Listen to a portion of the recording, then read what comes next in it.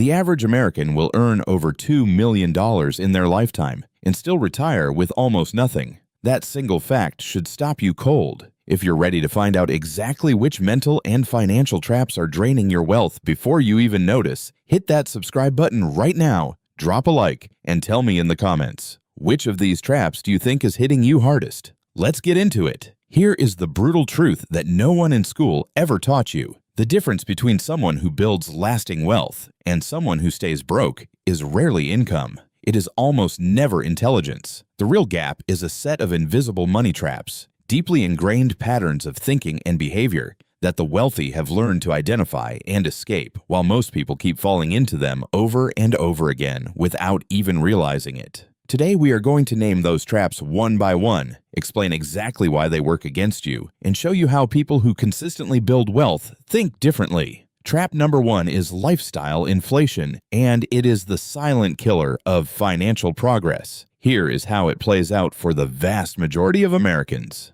You get a raise. Maybe it is $3,000, maybe it is $15,000 more per year. For a brief moment, you feel ahead. Then, almost automatically, your spending expands to match that new income. A nicer apartment, a lease on a better car, more dinners out, a subscription or two you did not have before. Within 6 months, that raise has completely disappeared into a higher standard of daily life, and your savings rate is exactly where it was before. The Federal Reserve's survey of consumer finances consistently shows that a large portion of American households have less than 3 months of expenses saved, regardless of income bracket. People making $100,000 a year are often nearly as financially fragile as people making $40,000 because spending grew right alongside earnings. The wealthy approach this completely differently. They practice what behavioral economists call consumption smoothing, with an upward bias toward saving. In plain language, when income goes up, they prioritize routing the increase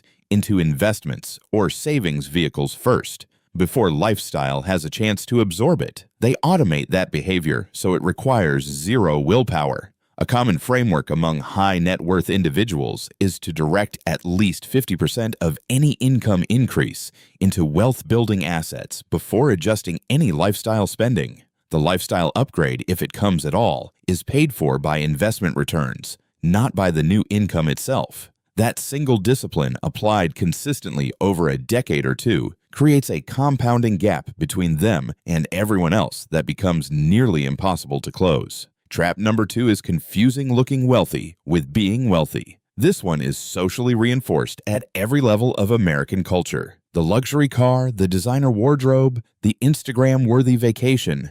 These are powerful social signals, and the human brain is wired to respond to them. The problem is that these signals cost money, real money that could otherwise be compounding. A leased BMW at $900 a month costs over $100,000 across a 10-year period once you factor in insurance, maintenance, and opportunity cost. Invested instead at a conservative 7% annual return, that same money becomes nearly $140,000. The car signals status. The investment builds it. The author of The Millionaire Next Door famously documented through research that the majority of actual millionaires in the United States live in ordinary neighborhoods, drive used vehicles, and buy their suits on sale. The correlation between appearing wealthy and actually being wealthy is far weaker than most people assume. The richest people in many rooms are often the least visibly extravagant because they understood early that real financial security is invisible by nature. It lives in brokerage accounts, real estate equity, and business ownership, none of which anyone can see when you walk into a room. Trap number 3 is debt used for consumption rather than creation. Not all debt is equal, and this distinction is one of the most important financial concepts you will ever internalize. Wealthy individuals and institutions routinely use debt, but they use it as a lever to acquire assets that generate income or appreciate in value. A real estate investor borrowing at 6% to buy a rental property, generating an 8% cash-on-cash return, is using debt productively. That is fundamentally different from carrying a credit card balance at 24% annual interest to finance a vacation or a wardrobe refresh. Consumer debt in the United States has reached staggering levels. According to Federal Reserve data, total credit card debt crossed $1 trillion in recent years, with average household balances carrying interest rates that make meaningful wealth accumulation nearly impossible. When you are paying 20 to 25% interest on a balance, you need to generate returns that beat that rate just to break even, and consistent returns at that level are not reliably available in any legal investment. The math works against you completely. High net worth individuals are not morally superior about this. They simply learn to see consumer debt as a trap that transfers their future purchasing power to a lender, and they chose to opt out.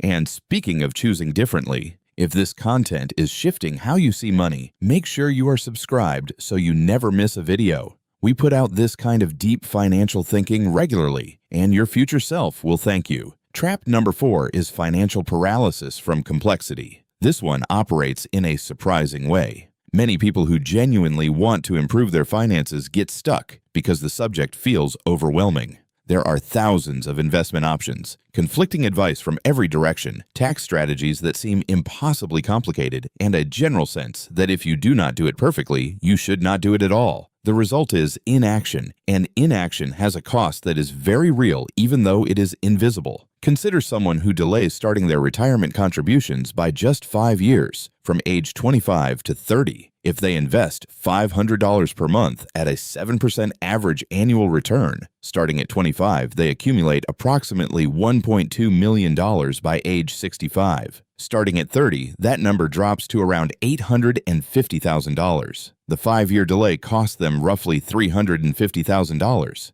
not because they made bad investments, but because they waited for perfect clarity that never arrived. The wealthy are not always more financially literate in a technical sense. What they do differently is act on imperfect information. They start, they learn, they adjust. They understand that the cost of waiting for certainty is almost always higher than the cost of starting imperfectly. A simple low-cost index fund in a tax-advantaged account, like a 401k or a Roth IRA, is not exciting. It does not make for a compelling dinner conversation. But the person who starts that at 22 and adds to it consistently will almost certainly outperform the person who spent years researching the perfect strategy and never pulled the trigger. Trap number 5 is having only one income stream. This is perhaps the most structurally dangerous trap of all because it feels safe right up until it does not. A stable job, a reliable paycheck, these feel like security, and in the short term, they are.